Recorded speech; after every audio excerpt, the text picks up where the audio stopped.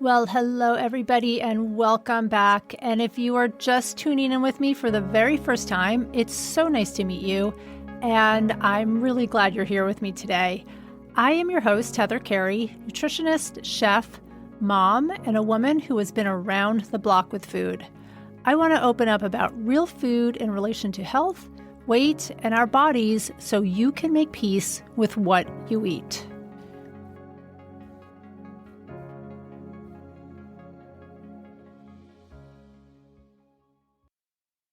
I sat down today with Errin Smith, who is the founder, producer, and host of What We Crave, the Emotional Eating Summit. And Errin has spent a lot of her life contending with emotional eating. So we had a lot in common and a lot to talk about. Errin really opened up about her story around emotional eating, diets, cravings, and how she finally made peace with her body image, cravings, what she eats, and just overall peace with food. So take a listen. This is a really great interview. Welcome, Errin. I'm so happy to have you here today on the Real Food Stories podcast. I want to just give a little introduction into who you are and why you're here speaking with us today. So Errin Smith, also known as That Health Chick on Instagram, is an avid health and fitness fanatic who has been expertly trained in health optimization for over 15 years and has worked with the world-leading health experts such as Dr. Zach Bush, Dr. Christine Schaffner, Mark Groves, and other high-level health experts. Errin is also the founder, producer, and host of What We Crave, the Emotional Eating Summit. After 30 years of struggling with emotional eating, food addiction, and shame fasting, Errin became obsessed with understanding the root cause of what it is that we are really craving. And she's on fire about cultivating real, beautiful, honest conversations that provide roadmaps to healing and how to make peace with food and ultimately yourself. So that sounds exactly like what I talk about on my podcast. So it was so nice to find you and meet you and have a conversation previously with you. And I would love to just start out hearing about your story and how you got into all of this and your realization about emotional eating and everything. So your story around food and dieting. And so why don't we just jump in and tell me about you. Awesome. Thanks, Heather. Thank you for having me. I know when I met you, we just absolutely jammed because we had so many things that we just could so relate to. And so I'm really grateful to be here with you and your audience because man, there's so much that goes deeper than the food, and that's where What We Crave was born because, like you, we've had these, expert trained, nutrition and diet detox, gut health. I've been in the health space for so long and I knew all of the protocols on how to get somebody healthy and how to, I've learned so many things and tried many different diets, just tried all the things and learned from all the doctors. And you would think I would know a thing or two, right? Learning from all these experts. I mean, I could tell you a protocol for everything. And the interesting thing is I was missing a big piece of the pie. No pun intended there, but I was missing a big piece, which was looking at myself, my emotions, my connection to myself, the emotional health of myself. I was missing a lot, and it led to a big fat just mess of just emotional quicksand, yuck, rock bottom of in my life. And the beautiful thing is it led me to What We Crave. And I'm so grateful because those rock bottoms are what gets us, I think, to our purpose and turns our life around if we're willing to listen to that shoulder tap. And I got tapped hard. I really got smacked with like a cosmic 2x4. I feel like, with life keeps hitting you up and down, just keeps on tapping you like, hey girl, you got to look at some things here. And I wasn't willing to look at them because I thought I knew it all, and so it was a very humbling experience for me to put this on, and I'm like, if I'm struggling with this, I know there's got to be tons of women that are struggling with this too, because I'm the Miss Health chick and I know it all, and I'm still I get put on the most weight I've ever put on. I'm the most miserable I've ever looked. Like, just energetically, I look like just a mess, just a stressed out wreck. Wasn't sleeping, my whole body was, I knew all the things, but yet it wasn't reflecting, and I knew something was wrong. And that's when I said, I'm doing something about this. I'm just going to put on a summit. I'm going to talk to all the experts I know in my field about what the hell is this blackout moment F it thing. And why am I eating all the food when I know better and I'm still doing it? Like, what is it? And that is where I am now. It's such a better place, such a better place. And I will go into all the details, but my story starts out childhood. My story starts out just like all of us, where we grow up learning and seeing things. And then it ties into a whole cascade of events that lead us to these sort of rock bottoms. So why don't we just go back to your story just growing up? Because I know that a lot of us, our beliefs around food, eating, our weight, our body image really get defined when we were younger. I certainly have my own story around food, which I shamelessly share with people. So why don't you just go back to that point and tell me how you grew up with food and body image and all of those things. Yeah. Well, for me, it was a little different because I was actually this scrawny kid, the gangly kid that could not put on weight. So my dad and I played basketball and volleyball, and my dad was really wanting to bulk me up to put some meat on my bones because I could be the dream basketball player that he wanted me to be. And I was stretching for, and my body was just a late bloomer. I was so skinny. I could not gain weight. All I wanted to do was just put on some muscle and get some boobs and look like the other girls in high school. So I had gangly teeth. I had braces twice. I mean, I was the latest bloomer. And I grew up eating as much as I could all the time. I grew up just shoveling food in. There wasn't a moment where I wasn't eating. So I wired my brain at a very young age to eat all the things so that I could look normal and put on weight. So I had this mentality of, I can't gain weight so I can eat whatever I want, but also I can't gain weight so I have to literally eat food all the time. So it was an interesting dynamic in my head. And growing up, my parents didn't have a lot of money. So it was mac and cheese and hot dogs and burritos. And my mom made it all from home. But, fast food was a luxury. Like, if I got fast food at like the burger shop, up the street, that was like a luxury. So I definitely grew up with more of a scarcity mindset around food. And when my mom would go to the store, go to Costco, load up on, red vines and Costco muffins and cereal, the big things of cereal, it was just like, oh, hell yeah. Like, just food, and just, that was like rich kid food. Like Lunchables was a rich kid food, right? And so you can start to see some things building here. And so I was always hungry, and you wonder why, because I was eating mostly processed food. But I was also playing basketball and trying to put on weight. So my dad would go on top of that. He would feed me, hamburgers and milkshakes and just literal, just processed food all day, and couldn't gain a pound. Finally, when I got to high school, graduated from high school, finally started to fill out, and my body started to just finally put on meat, quote unquote, is what my dad would say. And then I kept eating that same way. So I kept eating the processed crap. I kept eating all the things. And then I gained the freshman 20, and then the freshman 30, and the freshman whatever into college. And I went up to a size 12. Just granted, I was in the gym working out and lifting weights, but and playing basketball and doing all the things, but I just thought I was filling out, and I'm like, oh, I'm wearing Abercrombie jeans size 12 now. Oh, I got a booty now. Cool. And then I remember seeing myself, like a photo of myself. I'm like, oh, that's just normal, and I can keep eating everything that I want, because granted, size 12 is not like, it's not like I'm, it just, I wasn't a size 0, and I thought I was just filling out, and then kept eating that way in college, and would eat just the guy that I liked, we'd go out to lunch and we'd eat pizza and cinnamon rolls. And I just had no idea, I would have 2 caramel macchiatos a day because I was a nanny. I was making all kinds of money. So that was like, I'm rich now. I'm going to have whatever I want.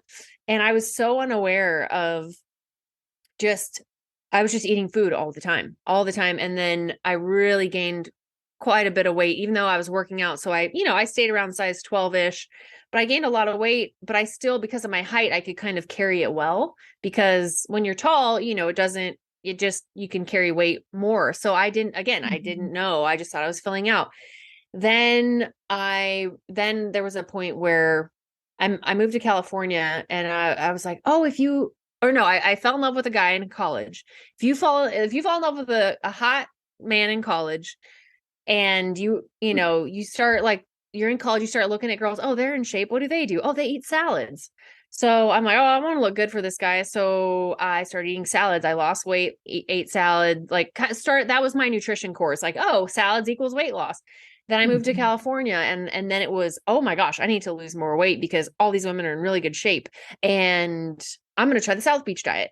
So I went from overeating to undereating to overeating. You can see the patterns here of just not eating real food, caloric restriction, processed food, snacky food, removing fats, removing all the things, tried, I tried everything, as we all do, trying to figure it out. And fast forwarding, got super into health, 10 years later in my 30s, went very extreme, lost my period for a year. So overworking out, no fat. My trainer was like, yeah, you need about 5 grams to 20 grams a day of fat, which that'll lose. I mean, I lost my period. I was a stressed out wreck. I had anxiety. I couldn't even think straight. I was at adrenal fatigue. This was doing 2 workouts a day with, no fat, and a sauna and yoga and beach sprints and beach volleyball on the weekends and the spin class.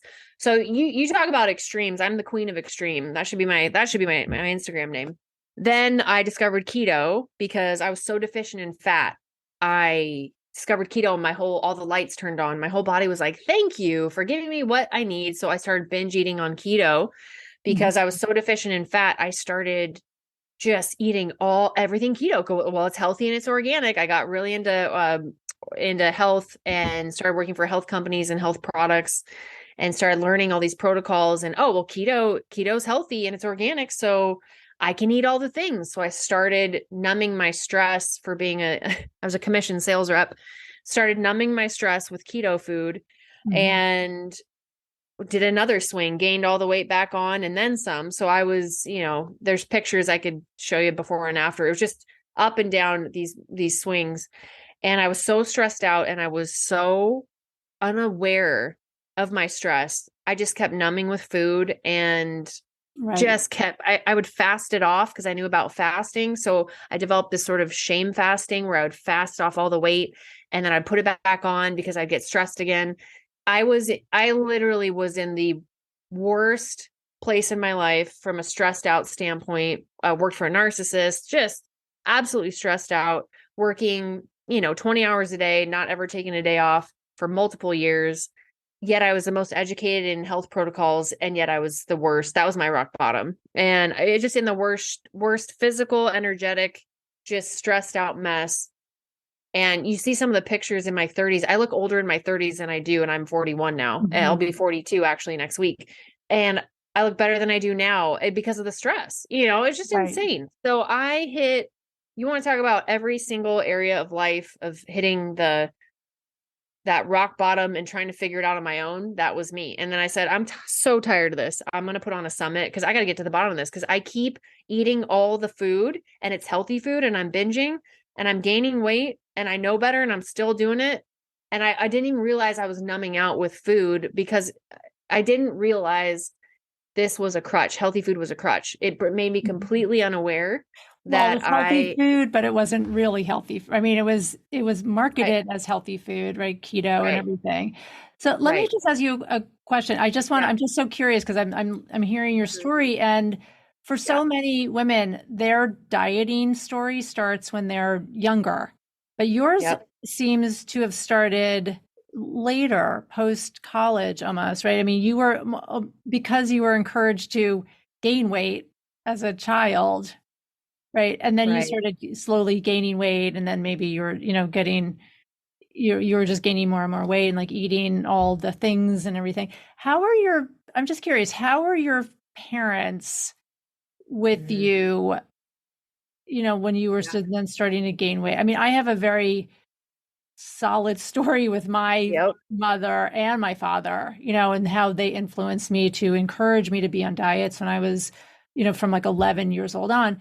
I'm just curious, how were Yeah. your Mhm. parents just back then? And then I want to Yeah. definitely hear about your summit and everything. I mean, I want to hear about all of this because Yeah. it sounds like it was really the impetus. All of this was the impetus for you getting into what you do now. But tell Yeah. me just about how that was just with your Yeah. family. If you were starting to gain weight, would they have gotten judgmental, because you were starting to gain weight? Like, were they getting judgmental, or was there any Yeah. judgment around there with like family and parents? Yeah. When I was really gaining weight in college, my parents never said one thing to me ever. There was a lot of love there. My mom, she's like, I love you no matter, she never ever made a comment about my diet. My dad definitely made a comment about my mom's weight when I was little. That was the earliest memories. I remember my mom was dishing up food and my dad would look over at my mom and just kind of stare at her food and be like, are you going to eat that? Like, you shouldn't be eating that. So I did see a little bit of it. And I did see my grandma was always like, oh, I'm just going to have a little piece, just a little piece, just a little, Mhm. and my mom went on, not Weight Watchers, but, oh my gosh, what was it? Not Nutrislim, Nutrisystem. Nutrisystem. I Yeah, saw her go on Nutrisystem and she lost so much weight and was miserable, starving, miserable, but it was for my sister's wedding and she was set on that. So there's a little bit of dieting, but for me, I was eating all the things. So it didn't matter. I was like, great, mom, you look great. Awesome. But I'm trying to gain weight. So it definitely wasn't the issue. I think the issue was that I had wired my brain at a young age to always eat and always eating when I was stressed out. So my mom, this is what I learned. My mom, who's Italian, I had a bad day. She'd be like, let's make some brownies. What do you want? You want some red vines? What do you want, honey? She would soothe me with food. So hmm it's more like, how can we soothe with food versus restrict? It was, let's just put all the food in your face and hmm not out of love and out of just being a mom, And so I got trained, eat, and then eat some more. And then when you're stressed out, eat some more. And you can see how the wiring for emotional eating would come into play down the road. Yeah. Definitely. Yeah. Yes, exactly. Yeah. When you are always right. When you have a parent saying, "Oh, you're having a bad day, honey, like let's get a cookie, or let's go, right, Yeah.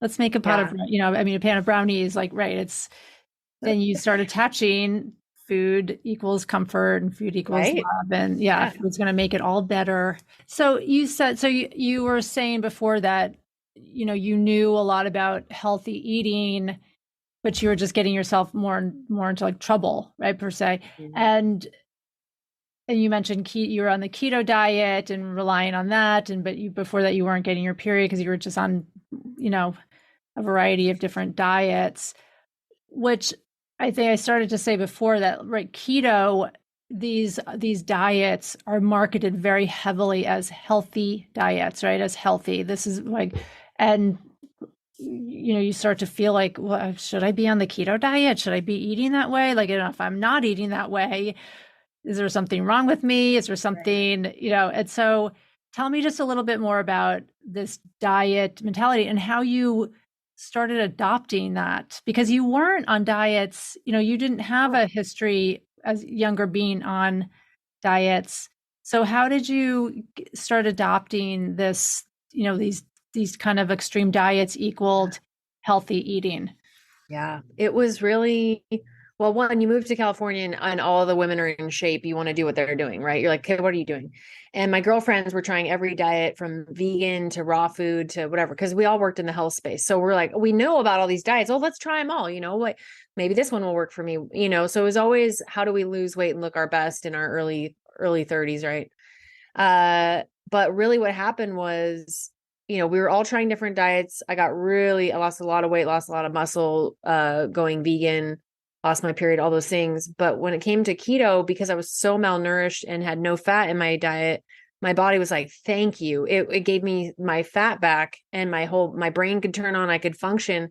And then I took that to an extreme of, instead of just adding fat into my diet, I went, oh my God, now I can eat all this fat and not gain weight. Cause everyone says keto doesn't make you fat. Fat doesn't make you fat. Yes, it does. If you are, what I was doing was the keto snacky diet, which was eating all the keto cookies and the keto ice cream and the keto this and the keto that, where it was just an insane amount of fat. And my gut couldn't digest that much fat. I had these bulletproof bars full of cashews and MCT oil. I would have 4 of those a day. They were like healthy candy bars.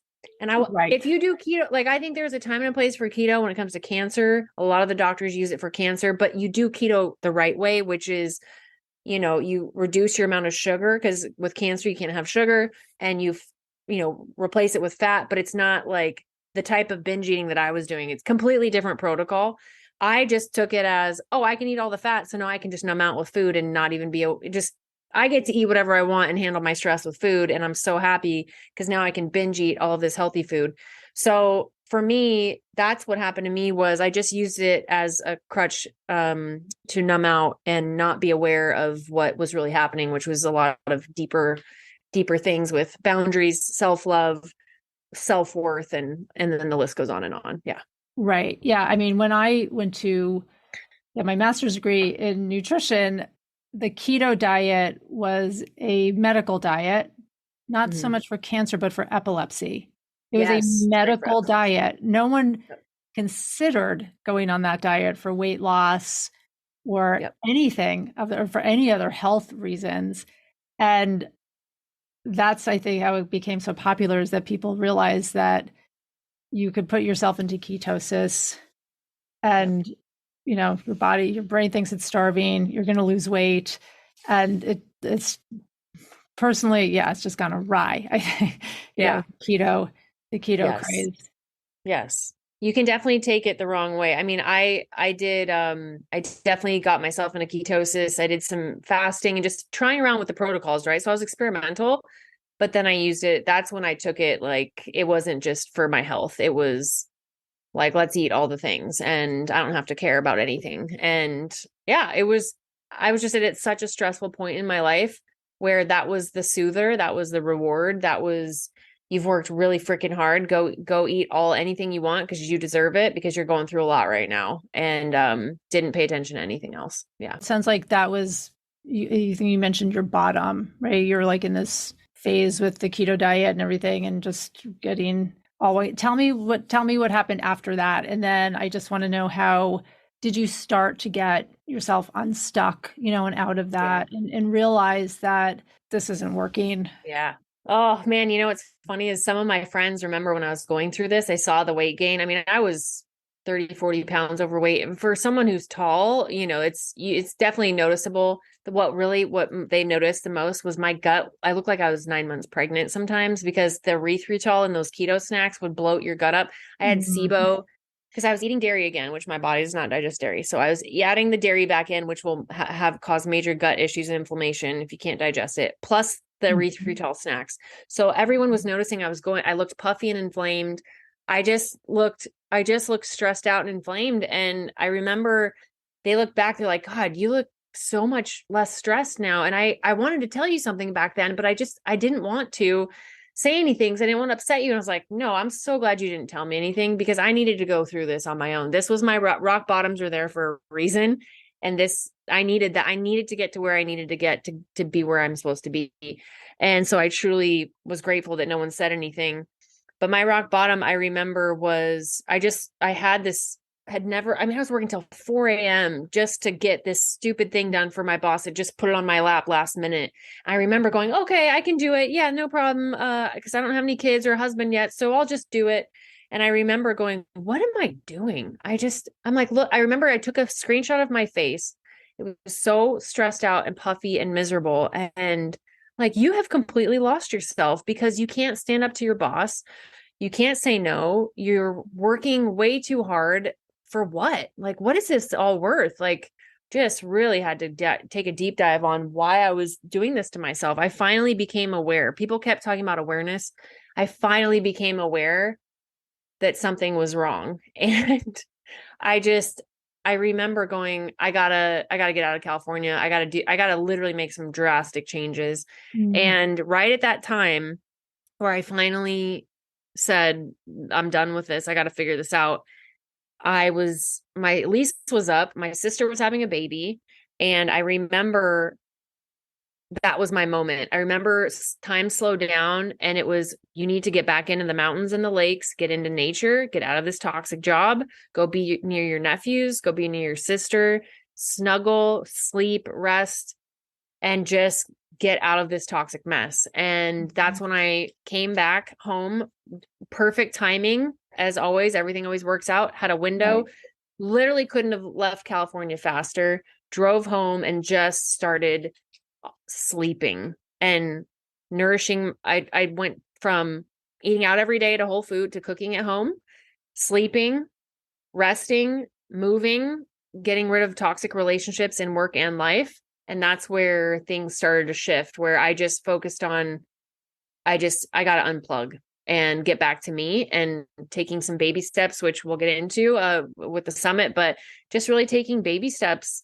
It wasn't a big shift. It was like we've talked about before. It was little steps of just, I got to be better to myself. And I don't know how I'm going to do it. I just know I need to start sleeping and I need to just unplug from the toxic, crazy rat race. So that's how I started. Yeah, I Yeah. mean that's we talk about the food and everything and dieting and all of that, and that's probably walked you into like a crazy situation, but that's so important that you recognized the stress component, your sleep, your rest. I mean, that you need to be cooking more, not eating the snacks with all the erythritol and like all of those things that are just making you feel awful, moving and just being your family, and that all of those are equally as important. I mean, that's the self kindness. I mean, it sounds like you really had a calling to make a huge change for Yeah. the sake of your health and your well-being.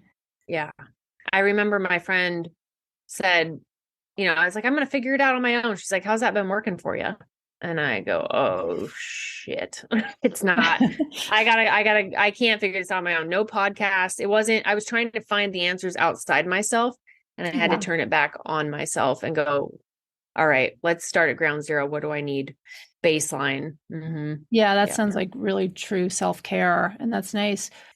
So besides all of that self-care and moving and everything, tell me about a little bit more about your shift in the way you were eating or how you were looking at food. And Yeah. because you were, in this, it sounds like a whirlwind sort of the keto stuff, and you knew you weren't feeling well. How did you get unstuck Yeah. from that? And tell me about your first steps into just recognizing that you needed Yeah. to eat a real more like whole foods, diet that Mm-hmm. sometimes sounds simpler than it is, right? Because Yeah. I know that I can just tell my clients, just eat a lot of vegetables and some really good for you proteins and healthy fats and whole grains, or starchy vegetables. And people, when you've been used to being on, then you had been on a couple like diet, pretty big diets for a couple of years. How do you ease out of that and learn how to Yeah. eat better? Yeah. Well, the timing of this, that's right when I put on the summit. So I started learning about self-care and nourishment. But really, I remember just through conversations and just taking deep walks outside, I remember going, someone said, eat whole food. I'm like, could it really be that easy? Like, maybe I don't need so much fat in my diet. Maybe I just need like some fat, but not like gobs of it every day. Maybe I don't need to be eating 20 protein cacao peanut butter balls every day. And maybe I don't need 4 bulletproof bars a day. Maybe I'm keep munching on this stuff because it's not nourishing. And maybe that one girl that said eat whole food was right. And I just remember intuitively, I got quiet enough to start really listening to myself going, I heard that one time. It was like a little ping. Like maybe I should try that. Maybe if I cook from home and I just use olive oil and just I know what's in the food, maybe that'll help decrease inflammation. And because I heard inflammation, all weight gain is just inflammation in your body. So like maybe I could Mhm. just try that. And I remember it was like the ultimate release of no calorie counting, let's just try eating like a nourishing whole food meal with some fat. And because you're here, there's not, where I was at in Coeur d'Alene, Idaho, there's not a lot of restaurants. So you had to cook from home. So it was like this beautiful, Right. divine little gift of you can't eat out anymore. You have to cook from home. So I was sort of forced to. And then I was like, oh my God, this is so nourishing and healing. I love this.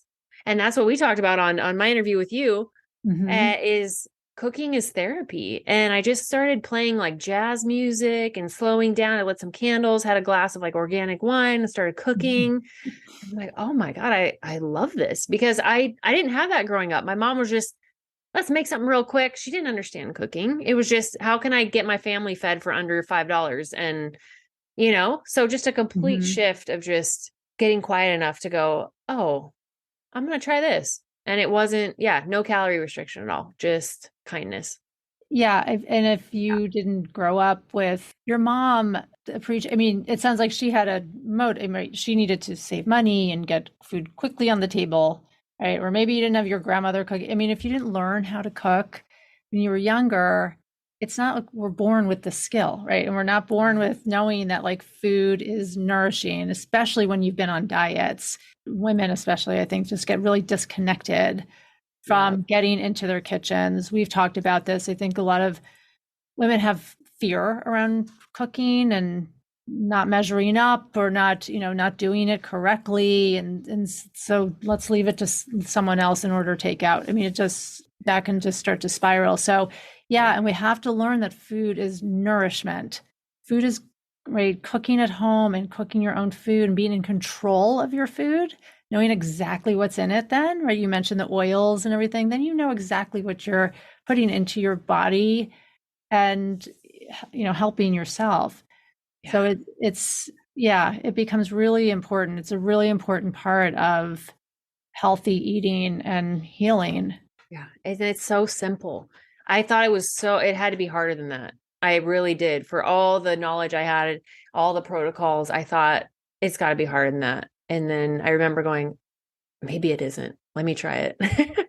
Hmm. And here we are. And it's just the most beautiful discovery when you Hmm. finally get there and you have that first meal that's so nourishing and delicious. And you made a recipe. You went to the store and you got the organic spices and the salmon, and you took the time to just create a beautiful meal.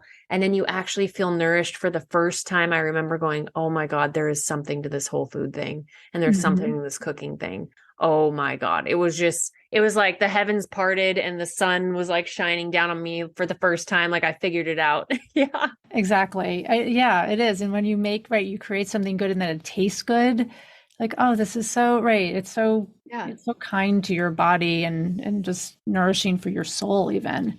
And you don't have a desire to go binge eat after that. You're like, I'm nourished. Oh my God. I'm like, my body's Right. good, because it's Yeah, like, because thank you. Yeah. you've gotten all the nutrients you need, right? I think that's part of this emotional eating and craving, I think, is when we're not getting all of the things that we need, we're constantly looking, physically looking for something else. And I think that's what keeps us physically hungry. But I want to talk about also the emotional part, because you did mention that you were kind of getting into some emotional eating and cravings, and that was getting you into some trouble. So tell me about your just history with emotional eating and how Yeah. that has, just unfolded for you. Well, it's always been my go-to. I mean, ever since I was little, I remember just soothing with food. And so, from the stories I've already told you, Hmm. it's just been my go-to. Some people have, shopping, alcohol, drugs, sex, whatever. It was always food for me. Food and shopping, and I noticed when my emotional eating was at the worst. Actually, I interviewed Trisha Nelson on this. When my emotional eating was at the worst, so was my spending habits, my finances, my debt got the highest that it had ever been. So I started noticing when it got really bad that I was just constantly looking to soothe and make myself feel instantly better outside of myself. So without like it just had its tentacles. It has tentacles into every other area in your life, I noticed. And then when I started getting myself out of that emotional eating shitstorm, if I can say that, and my debt got better and I started looking at other areas in my life. I really started to take inventory, which is what Trisha talked about is you don't have an eating problem, you have a living problem. And when she told me that, I was like, oh, that one hit home like a ton of bricks to my soul. I'm like, Mm-hmm. that's me because the emotional eating would get out of control when I was too stressed to not have self-respect for myself and my boundaries, my self-care, putting everybody else first but me, putting everything last that I needed in my life. I would always do that last. And I would always check my email at 6 a.m. and go back to my boss. And then, now we're having a team meeting. And yep, I can be on that instead of going to the gym or yoga. Yep, I can be on that. Oh, yep, you need that. Yeah, I can do that. And just I was completely disconnected from myself. So the more I became disconnected from myself and the more stress I took on and the less boundaries I had, the more I would shovel the food in to soothe and to just feel something because I was so numb. I remember I'd have to go to the East Coast once a week, from West Coast to East Coast once a week. That time change, that 3 hour time changing. I mean, I try and that's getting up at 4 a.m. Pacific time when it's 7 a.m. Eastern time. Your sleep, Mm-hmm. your hormones, everything gets whacked. And then you're working 20 hours a day, sitting all day in a high visceral, just stressed out to the max every second where you have, your whole neck is red and you Mm-hmm. can feel pins and needles for 20 hours a day. That's when the emotional eating was out of control because I had no boundaries and I could not say no. And I put myself last and I was living out of airports and planes and hotel rooms and no hugs, no love, wasn't dating anyone, no connection. I Mm-hmm. noticed that was a perfect recipe for just shoveling in food because I had to feel something and stuff my emotions and feel just some type of soothing because I would go to a spin class, but obviously that would just create more hunger and more issues. But that was the only thing I had to just connect to myself or feel something and to stuff the stress that I was Yeah, experiencing. going to a spin class is Yeah. probably like not right, not as Yeah. soothing and comforting as eating, Yeah. eating That was my something punishment. Yeah. That was my sweet or punishment. right. And like you Yeah. said, your mom, that was her way of right helping if you were having a bad day or, she would make a pan of brownies or, something Yep. like that. So I know emotional eating can be complicated, but if when you start learning about it and recognizing it, then you can start to unravel it and, Yep. and heal from it. And then figure out when you are hungry, when you are physically hungry. And that's when you really need to honor your hunger with food, when you're physically hungry, or, versus emotional eating, which can, right, we want to try to soothe ourselves in different ways. And that starts with, the self kindness. And it sounds like you have really doing that. Now, Yeah. you started though, like in response to all of this, you were called to start your summit called What We Crave, right? The Emotional Eating Summit. Tell me more about that. How did that come to you as an idea? Yeah. It was such a meditation like download. I can't explain it other than that. I just remember going, what the hell is up with this F it moment? What is this? What is this? I keep having it for years. I've had this. I'm figuring this shit out. I was just like, I'm getting to the bottom of this. It was out of my own obsession and just frustration. It's something deeper than the food. Like, what are we really craving? And it just all kind of came together in this beautiful way. And we launched it right at the beginning of COVID, not knowing that it was going to be the worst epidemic of emotional eating of all time. I mean, you saw Mhm. the COVID 20 Oh, people, all the yeah. memes about going to the fridge and like, I'm bored, I'm snacking, I'm baking. That's right when we launched it. So I knew it was meant to be. My soul was like, this is my moment right here for all my purpose and all the crap I went through was to help get this out. And then I just kept filming interviews from there. But it was really what is underneath this in every single way from mental. I knew that health is mind, body, spirit, mental, physical, emotional, it's gut, it's toxins, it's nature. There's so many to truly be healthy from the inside out, a very vibrant health. You can't just look at your diet. You have to look at so many other things. So I knew that it was other things, but I didn't know exactly what. So I just went on a deep dive interviewing experts on every single thing that could lead to emotional eating, whether that's nutritional deficiencies, stress, self-care, boundaries, whatever it is. I went on a deep dive to figure it all out. And I just thought if I could just present this to women and give them every single story, every single expert in every category, I know something will resonate with their soul like it did with me. And they can just do one thing like I did, just do one thing, like start getting sleep, or just do one thing to get yourself in the right direction and just learn all the tools. Because once you have the tools and you have the awareness, oh my God, like you said on our interview, you said, is it physical hunger or emotional hunger? And that was such a beautiful way. I love how you said that it's no, I'm emotionally hungry for something. It's not, I'm not physically hungry. This is emotional hunger. And what is it? What is underneath that emotional hunger? What do you need? And everybody's different. No, it doesn't, there's no, let me give you the protocol. It's you got to go inward and really give yourself what you need. And that's different for everybody. So that the summit just offers every single conversation and story about what it could be. Yeah.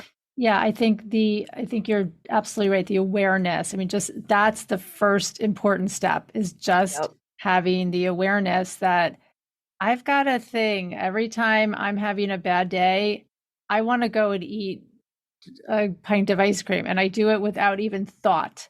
And then just aware that,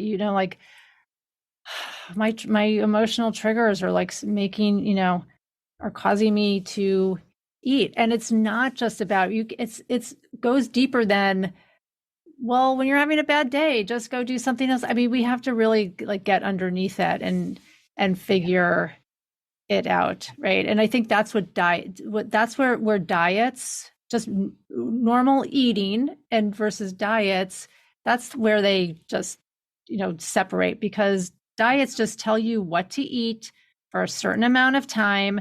Here, just follow these rules. And it doesn't, they don't ever take into consideration, I have emotions, my sleep, my, all of the other things tied around it. It just tells you, follow my rules. And then they kick you to the curb. Yep. And if I can just add to that, it's so beautiful that you said that. It's like we want Amazon Prime our figuring stuff out, because now we can get everything at a button.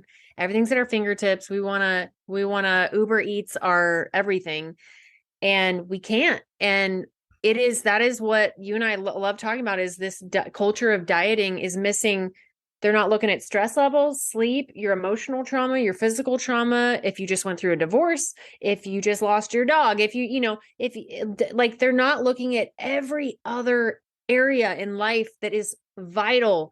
No one talks about emotions because you can't see it, you can't measure it. So right. And it is the most powerful thing over any diet, is the emotional component to health. Like you rarely see people talking about emotions. Now I feel like it's starting to make a rise, but most of the time in modern media, today's media, Instagram, it's tell me the diet and the calories. And you wonder why people get stuck in the cycle, because they're not addressing the deeper issues. Yeah. Yeah. No, I mean, diets do not address being mindful, paying attention to your food, your hunger, your fullness. It's just just follow my rules, and that's it. And we know right now that there's so much more that goes into healthy eating, losing weight, just being your healthiest, your most energetic. It's just not possible when you're just following a diet. Yeah. It's impossible. Yeah. It's a huge missing piece. And I'm so glad. This is why I love talking to you, because you're bringing this to light, that you have to look at it. Just if not more than what's on your plate, you have to look at what's not on your plate, all the emotional plate. Yeah. Yeah, exactly. Yeah. So with the summit, I mean, that sounds like it was a real journey and an ongoing journey. If you had to pick like one or two, like of the most important things you learned from this journey and reaching out to all of these health professionals, and, or with the takeaways from that, from hosting your summit. Yeah, there were so many. I'll mention a few, probably the ones that are most connected to your audience. I honestly think sleep is the gateway. Because if you don't sleep, it doesn't matter how mindful you are. It doesn't matter what's on your plate. You are a wreck because you're sleep deprived. You can't burn fat. You can't digest food. Your cortisol's high. Sleep affects is the one thing that affects everything in the positive or in the negative direction. If you start getting sleep, you get 10x benefits, from weight loss to reduced cravings to being able to burn fat to and I mean, just the list of benefits is insane. And I remember one of my practitioners told me, girl, if you would just sleep, if you would just focus on your sleep, you would lose weight more than actually working out. Like you can, this is a, but you won't just rest. And I was in that YOLO, you sleep when you die, I'm going to go live life. Mm-hmm. And when I started sleeping, I mean, my hunger, like all the hunger cues, I was not hungry. I could lose weight. My stress levels were down. Cravings were down. I mean, it was the game changer, was just sleeping. Yeah. If there is one hack that does it all, it is sleep. And I know that sounds too easy, but please trust me on this. I mean, sleep is vital. And I think the more that time goes on, the more research that's being done on sleep. Also, I mean, it affects everything. I mean, and I agree, it does affect your weight, your cravings, your hunger. Yeah. It's really, and we are not getting enough sleep, No. especially women in midlife and Yep. older, with hormones and everything, our sleep just gets disrupted. Yep. And so Yep. it's really important to keep that as a high priority. So, and being okay with resting. If you don't get a good night's sleep and for some reason the dog wakes you up and you got to get up, take a nap in the middle of the day. I remember I would never nap. I would be, I have too much to do. I can't, I have to work. I have to work out. Mm-hmm. And it would wreck my whole day, versus if I just slept an hour, that hey, I'm worth it. I can take even if it's a nap in my car, I'm going to take a nap because I will function a million times better. And my eating habits will be completely different. So it was a big piece of it was self-worth, to go, I am going to sleep for an hour. Sorry, boss, I'm going to take a nap. I'll finish my work later tonight, but whatever. I'm just going to take a nap, and just honoring my needs. Before, I would never do that. I'd be like, oh, I stayed up till 4 a.m. working on a project just because you asked me to. Yeah. So it's the self-worth and the boundaries. That's in the self-love. That's I think the next few, the deeper things that are underneath, that I noticed when I started showing up for myself and having more boundaries with, I'm going to go to the gym first and then I'll do my work. I'm going to, when I am stressed out and I need a break, I'm going to go take a walk. I'm going to get into nature. So it was just honoring myself and the self-care, because I grew up, my mom didn't have any self-care practices. It was always sacrifice everything for the kids. So that's what I learned.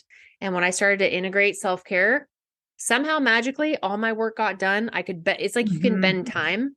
When you do self-care first, you can bend time. It's crazy. And I'd be so stressed out. And then I go, oh my God, I got everything done. Even with the walk, even with the nap. This is amazing. I'm going to keep doing it. It's like again, life starts showing up for you when you start showing up for yourself. Yeah. Well, we could do a whole podcast on just self-care and the beliefs that women have around that being selfish. Yes. And sleep deprivation and busyness as a badge of honor, is that we are wired to take care of others first. Yep. And us second. And it kicks us in the ass. I mean, it just have you practicing your self-care first is the most productive thing you could actually do. But we see it backwards. I know. And it took me a lot of interviews to get there, to really rewire. That's the cool thing about the summit. When you're listening to all these interviews, it just kind of automatically starts rewiring your brain to start believing something different, because you start hearing all of the stories of women who have said the same thing. And then your brain goes, oh, there's some truth to this. Okay, I'm going to start trying that. So that's exciting. That's a benefit of re-listening to all of it over and over again. So doing the interviews, that's what happened in my brain. So I was very grateful for that. Yeah. So I'm just curious, is there, as you've gone on now, and you're getting a little older and everything, is there anything that still challenges you? Like, do you feel like just, with your journey of emotional eating and just getting yourself healthier, anything that, because I think this is not a perfect science, right? It's not just like, I'm going to take these 3 supplements and eat this and then like, boom, I'm done. Like, I mean, there's always, especially when we, for me, like just getting into midlife, we have hormones and everything. So anything that challenges you, that you feel like Just There's a few always things that working come to on. mind. Yeah, there's a few things that come to mind. One, I recently had a breakup with two of my best friends.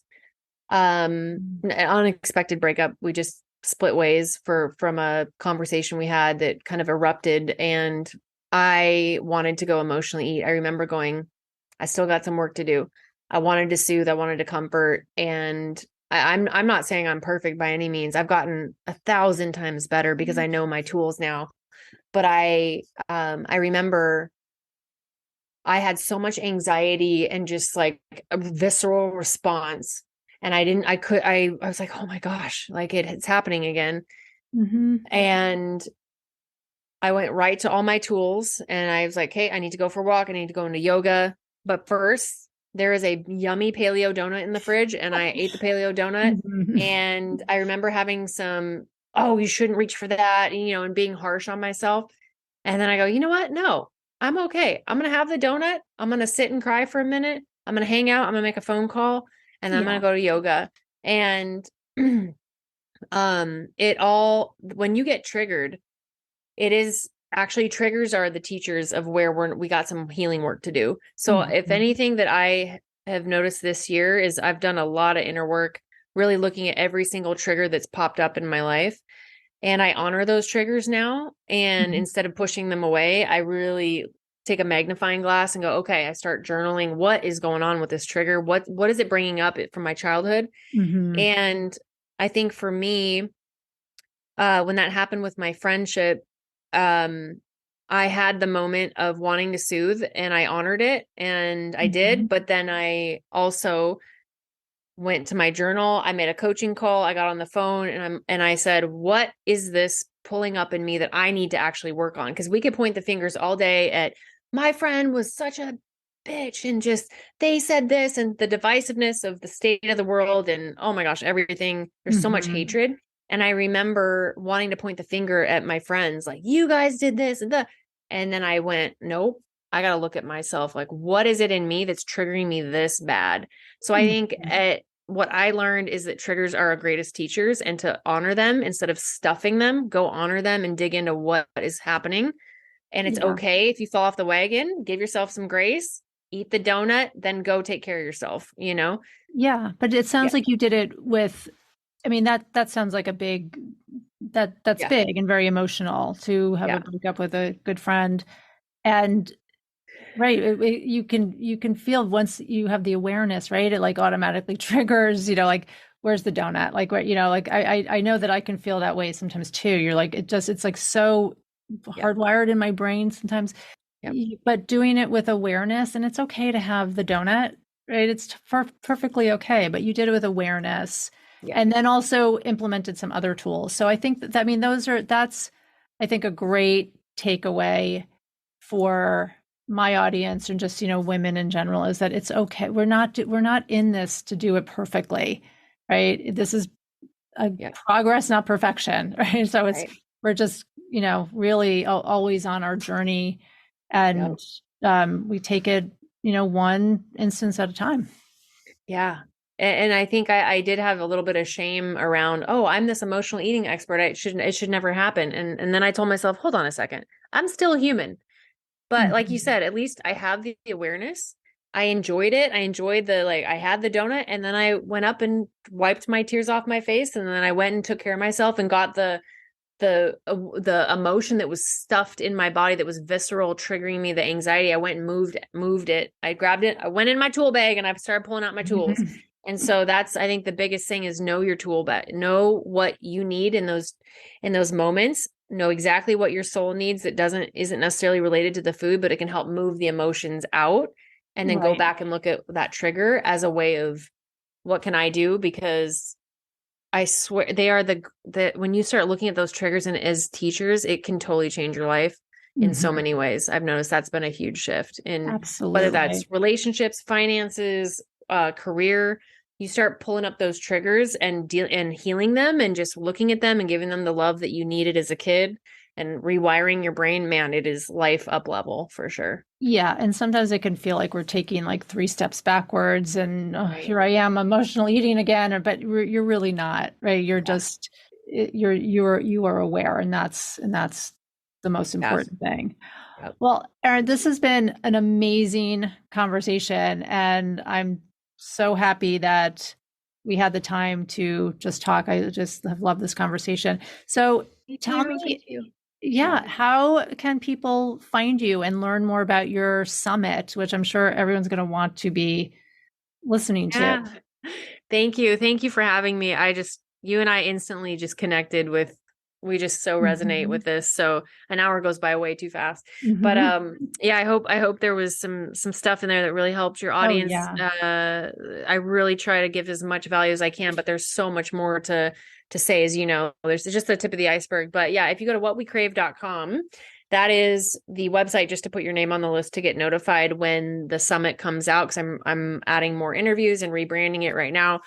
And so once it launches, you get notified to watch it. It's free. So it just goes through an email system and you get notified, and then when it's ready to be released, which hopefully should be in a few months, and you can watch it. And then I also have some clips on my Instagram and on YouTube. But the full summit, like 50 interviews, is including yours, which I'm excited about, will be in there, and that's where they can go. And there's, if they, at that health check, my Instagram, there's some clips on my stories of just clips of the interviews you can watch, but there's at least probably an hour worth of clips there. Okay. Well, I will definitely put all of your links in the show notes so everyone can access you that way. And yeah, I think that we need to have another interview maybe we have so much to talk about. I feel like we could talk for hours. Yeah. I know. Anytime you want to jam, I'm down. Yeah, we definitely will. So thank you so much. I really just appreciate this and appreciate your being so open about your story, everything. It's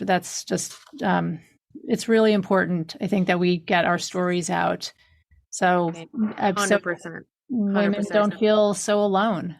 100%. And I will tell you, was so healing for me just to even speak my story. I noticed that was, if you notice that as well as you tell your story, how healing it is to just speak it to somebody. It is so healing. So I highly recommend, this summit, I really wanted people to feel like this, you tell me your story and how healing it is to hear other people's stories. So that's what I'm all about. So thank you for putting this out into the world, because I think you and I link arms in that way, where we just want to help women, and the stories are what's so healing. So sure. And thank you as well. No, I think you're doing great work just by you're hosting your summit and just getting the word out. So thanks so much. Thank you, Heather. And as always, if you loved this podcast, please consider gifting me with a 5-star review. It is so helpful for me to get the word out on real eating, our real bodies, and real food stories. Thank you so much and have a great week. Bye for now.